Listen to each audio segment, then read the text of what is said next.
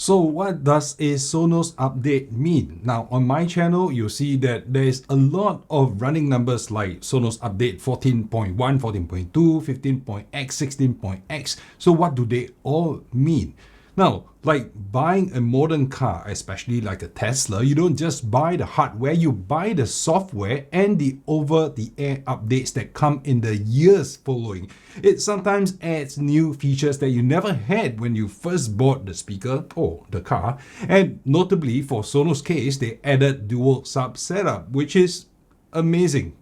Now, the problem is it doesn't always complete smoothly, the update that is. And we have been having this problem for quite a while now. Now, in the previous video that I did for 16.1, I did a poll following that and I had more than 1,000 responses. So thank you on behalf of the entire Sonos community. Now, that poll asked about your update process, whether it went smoothly or it went bad, right? So 69% of all of you said that the update went smoothly. Now, 13% said it was pretty patchy, but it went through. So that's a total of 82% that went through somehow, right?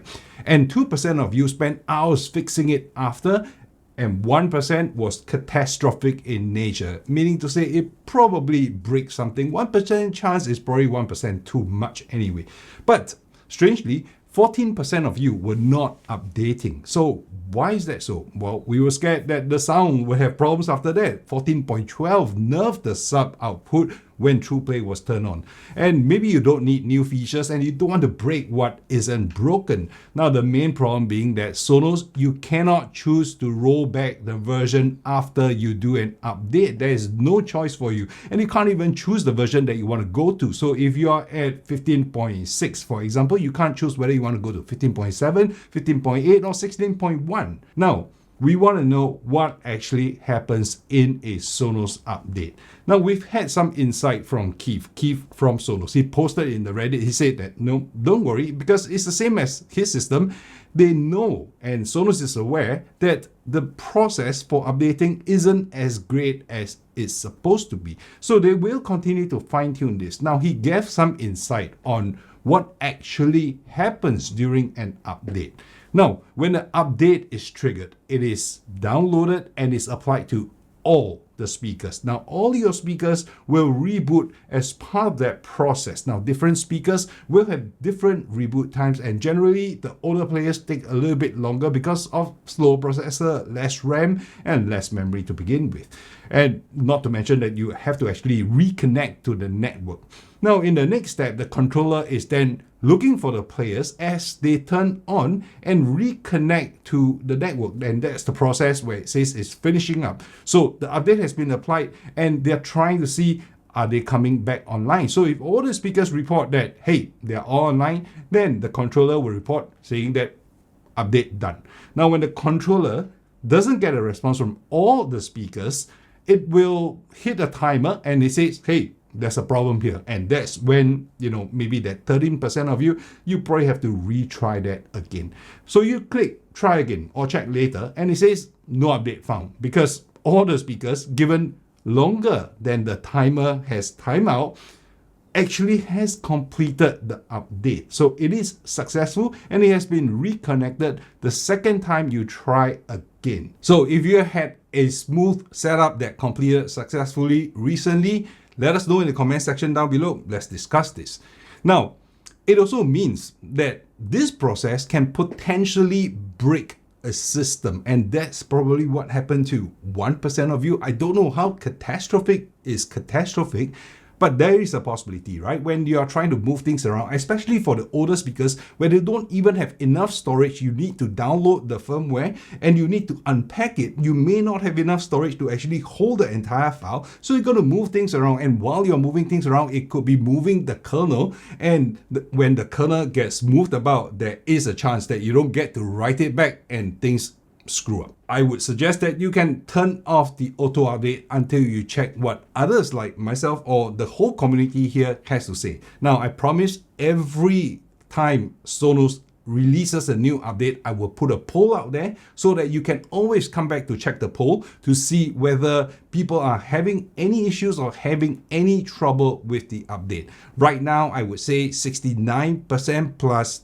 13%, 82% is good to go. I maybe just leave it as 80%. As long as 80% and above are saying that the update happened smoothly or relatively smoothly, I think we are good to go. So thanks for contributing, everybody. So now the question is, why is the breaking happening? Now, the thing about Sonos Update is that they recheck every single speaker. They poll every speaker for the right version, whether they are on the right version or not. They poll every single speaker, and every single speaker is actually downloading the update. Now, you try this, right? If you have done an update and it hanged before, you go back and you see that some speakers are on the older version and some speakers are on the newer version. But when you restart the whole process, every single speaker is being checked. Every single speaker is downloading the entire firmware to re-update, even the offline ones. Now, so this is a problem, right? Because even the offline ones, they are checking because it is in your list and it is offline. So if you have a lot of speakers in your network, it will take a long time. And especially the older speakers. Like I said, the older speakers, I think the Play 1s or even the very old Play 3s, they have limited memory and limited storage on board. So when that happens, Sonos has to think of a way. How do you update new firmware, especially when they changed over to the S2 version? The file probably got a little bit bigger. And if the file is this big and you're trying to squeeze into this much memory or storage in a speaker, over the air, you just cannot fit. So they've got to do some creative compression and decompression, and that will take a lot more time. Not to mention that the older speakers do have much slower processors. Now the Sub Gen 1, the Sub Gen 2, the Play 3s, they probably don't have enough memory to do that. So you have to actually risk the speaker by moving the whole kernel into the backup memory, unpacking it before moving it back in. Now the other thing is also Wi-Fi is probably a little bit slow. The older players are all at 802.11g, or I suspect even B, so that's 2.4 gigahertz network. Now the Era 100, the Era 300s, they are all new and all on Wi-Fi 6 already. So how do you help this situation? Now I've got a few suggestions, and if you have suggestions of your own, please share it with us, and hopefully Sonos is paying attention to this channel and checking out anything that we or you have to say, right? So the first one is maybe to allow for specific speakers update, or at least entire systems, right? So you don't have to actually check and make sure that every speaker is updating for every time you try to do the update, because that takes a long time. You have 30 speakers, it's going to have to do all 30 speakers all at once. Very slow. I'm saying that, you don't have to do everything. Maybe you know that there's one speaker you want to update, you just, tell Sonos, and Sonos allows you the option to just update that one speaker, or at least, entire system. So you have a Sonos Arc with 2 subs and 2 Era 300s, then you just update that system. But I recognize that there is a problem there, because you may want to reposition speakers. So the Era 300 is currently with my Sonos Arc. One fine day, I may decide to move the Era 300, which has been updated to a new version, into another soundbar. Let's say the Sonos Beam Gen 2, which is on an older version. Then it doesn't match and the pairing will fail. So I do understand why Sonos needs to do this, but I don't know, maybe just phase out the update so that it doesn't have to all happen at the same time. Now, the second suggestion I have is probably not very popular, but maybe we can just get Sonos to stop the updates for the older speakers. The Sub Gen 1, the Gen 2, the Play 5s, Play 3, Play 1s even, they have really too little RAM. And some of them are as little as 32 megabytes of RAM. And the storage as well. The S2 app will have a lot more memory requirement, a lot more storage requirement. And those speakers will be a little bit slower because you're trying to compress before you actually download and decompress, or rather uncompress, to reinstall everything. Now the Era 300, the ones that I have back there, they have 8 gigabytes of RAM and 8 gigabytes of storage. So anything that is currently being sold by Sonos today, it actually has at least 512 megabytes of RAM. For the older speakers with only 32 megabytes of RAM, that is going to be a challenge. So maybe Sonos can make it more efficient if they stop supporting the older speakers. I know some of you are not going to like me for that, but it is a way, and we have to move forward. What about 50 years in the future, 100 years in the future? Are they still going to be supporting 32 megabyte speakers? No. So the third one, maybe a little bit easier, is to poll the version before updating. So right now, every time you start the process, it polls every single speaker and it makes every single speaker in your system go through the update process. Now, if it is already at the correct version as of current, then don't update the speakers. Now, I've done this so many times, I've retried so many times. Even if the speaker is successfully updated, the light will still blink orange because it is reapplying an update which it has already updated. So that shouldn't be the case.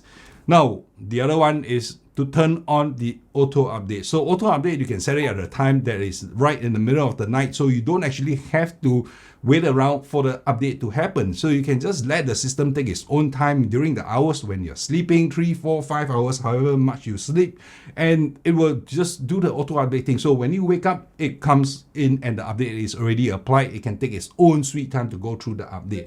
Now, the problem with that is that you might inadvertently download a version that will, ruin and muck around with the sound of your setup. And something that Sonos can do moving forward is to upgrade all the hardware, provide all the hardware with 8 gigabytes of RAM, 8 gigabytes of storage.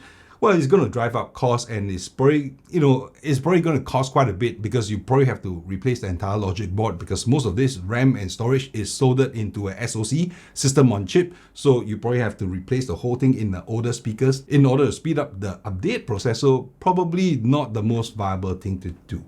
Now, a lot of the newer speakers, including the Sonos Era 300, Era 100, or even the Sonos Move and the Sonos Roam, they do have a USB-C port. So you might actually, I don't know whether that port can be used as an input port where you can stick a thumb drive to do a firmware update when you download the firmware onto a thumb drive. But I don't think Sonos will do that because they probably don't want to expose any form of code as a file for people to reverse engineer and look at. It's just not going to happen. So if you have any ways and any ideas on how Sonos can tackle this problem of having update fail almost all the time, at least for myself, or for 13% plus of the population, maybe share it in the comment section down below. In the 16.1 update, it was launched, I think, in the first Tuesday of this month. Something new actually happened. So on the 20th of March, Spotify is now being supported by Sonos Voice Control. So you may not know this because you may not be using Sonos Voice Control and you may not be using Spotify. I'm using Sonos Voice Control and I'm using Spotify. And before the 20th of March 2024, Sonos Voice Control actually does not work with Spotify. It worked with Sonos Radio, Apple Music, Amazon Music, Diesel, I think, and Pandora, but it does not work with Spotify. Today, it does. So all you have to do is just basically say things like, hey Sonos, play Spotify into one of the supported speakers, and the sounds Do you from... want to play on Beam Gen 2 or on Sonos Beam Gen 1? Okay, sorry. My system responded. Okay, so all you have to do is to say, hey Sonos, okay, into one of the speakers. Now, that's it. So doing so, we'll play... Okay, there's a little bit of a lag. Just give me a minute. Okay, sorry, I'm back again. Disruption. Now, if you want the software to play a specific playlist, you have to mention it by name, like, whichever playlist that you have, like Discover Weekly, I don't know. So I have tried that. It doesn't quite recognize my playlist. I don't know. Maybe it will improve over time. Now, the feature does extend beyond being just a glorified play button. It can also be used to help manage your library. You can ask Sonos to actually add certain songs to a playlist, like saying, add this, hey, I like this song, and it will then add the song to your like song category. Now, additionally, voice control can also play specific genres or subgenres of music, be it jazz or classical alternatives. Now, I did try that, and it works. Okay, it did work for me. I just said, hey, play jazz. Now, the last one is you can say hey, play my like songs on Spotify, and that usually works for me. I have a long list of played songs and like songs on Spotify. So new feature for 16.1, it wasn't rolled out in a specific update, so there's nothing for you to do. If you're already on 16.1, you will have Spotify support for voice control by Sonos. So this is why you need the updates. You can't live without it. You can't live with it. Now, I can only hope that Sonos deals with it or find a longer term solution. So while you're here on this channel, consider subscribing for further updates. In between the updates, I do reviews and updates for the latest Sonos products, some of which you can check out here. And I will see you in one of those videos.